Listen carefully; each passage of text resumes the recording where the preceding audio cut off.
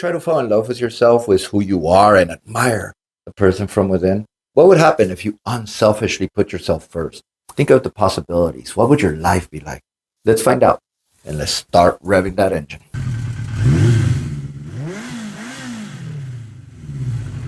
Being in love, it takes work, but staying in love, that takes sacrifice. And if you're grieving a divorce, chances are that you put your spouse in front of you, that you sacrificed at the price of your self-worth and invested in someone who took advantage of your blind loyalty to the point of obedience. My name is Rene Garcia, and I'm a divorce coach for men.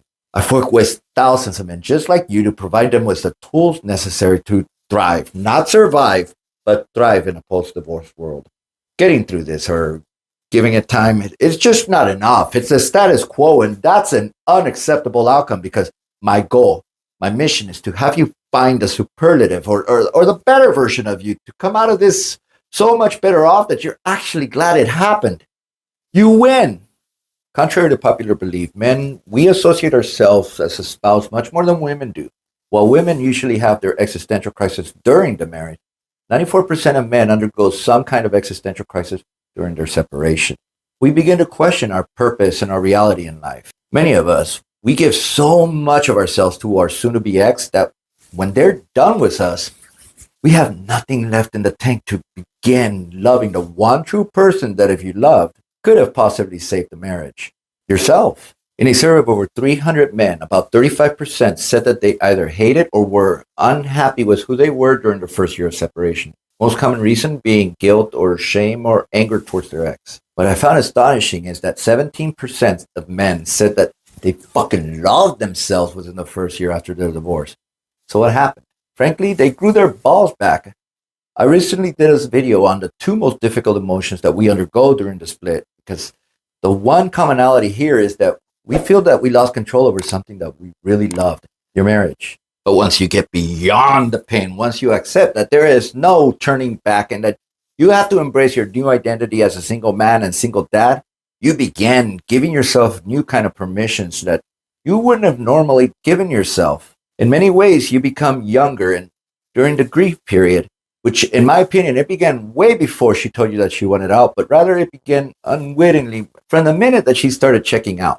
During this period, we're left with all the obligations of a committed relationship, but without the benefits of a companion. So what we do is we put on the shackle, and that's a motherfucker because you incarcerate yourself for nothing.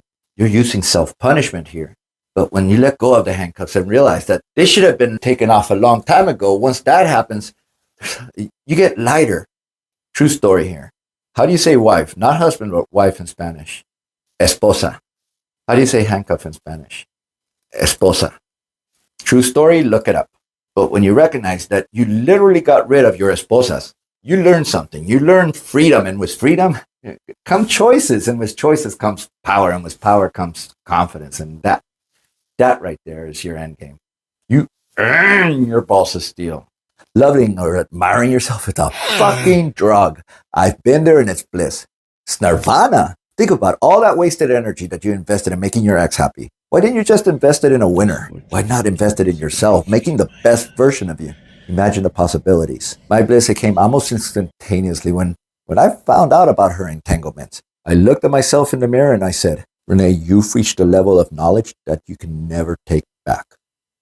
If you ever entertained the thought about getting back with her, you'd be telling the world, your kids, your family, your friends, your life, that you love her more than you love yourself. And that's just unacceptable.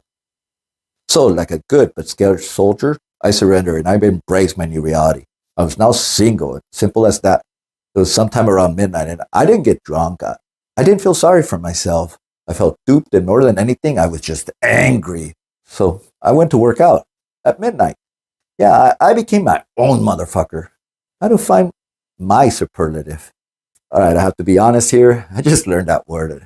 Love it. So I'm trying to use it as much as possible.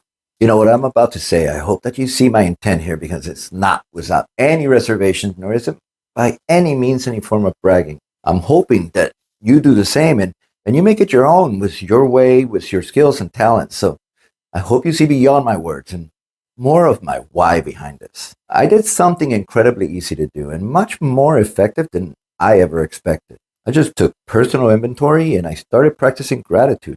I just prayed differently. I stopped praying for what I wanted. I started praying for what I had: a great career, loving children that I'm very close to, my health, my talents, and health. I'll say it, my looks, style, and body to match it. I also knew that I've found some new independence, and everything that accompanied with this independence. I celebrated my wins, and no matter how small they were, and even if it was that I could walk around with my balls throughout the house, no need for clothing, I'll definitely be sparing you the B-roll on that one. You want a healthy prayer? This is how you do it. Stop praying for your ex to get back with you. That's just wishing, and you're using hope as a tactic here. You're slowly becoming a prisoner of time. Instead, pray for what you have and be grateful for it. I had so much more time in my hands that I was not about to waste anymore. I wasted way too much time with that leech I married. So right away, I got my ass to work on building the new me, the reinvented version of me, the one that I was going to love. And I tell you what, I started feeling younger and looking younger. So I'm curious, why don't you do the same? Build your own motherfucker. And here are a few ideas to help building a new attitude. Write down something really ballsy that you want to do, then haven't had the balls to do it, and do it. Test your rules and try out new things just to see if you could. Develop your brand and have a positive expectation, because that's a strong predictor of a good character. Invest in yourself, your body, your looks, your mental health, your knowledge. Don't just read, but practice what you read. Celebrate your wins, no matter how minute they may be, and tell yourself what kind of badass you are and what kind of badass you have become. Give yourself permission to feel good about yourself. Enter a room with a swag. Try out an outfit just for reasons of vanity. Dare to sit back and smile at yourself because you said something witty. Look at yourself in the mirror while fucking someone else and enjoying it. No shame.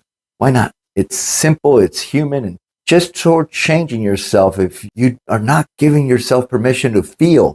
Gentlemen, if you're going through a divorce or a breakup, join what's become the fastest growing men's divorce support group on Facebook. It's free and it's confidential. And if you're wondering what a divorce can do for you, schedule a one-on-one. The link for both of them are in the comment section underneath, or just click right here and it'll take you there. Because as a coach, this is what I do. This is my specialty, my forte.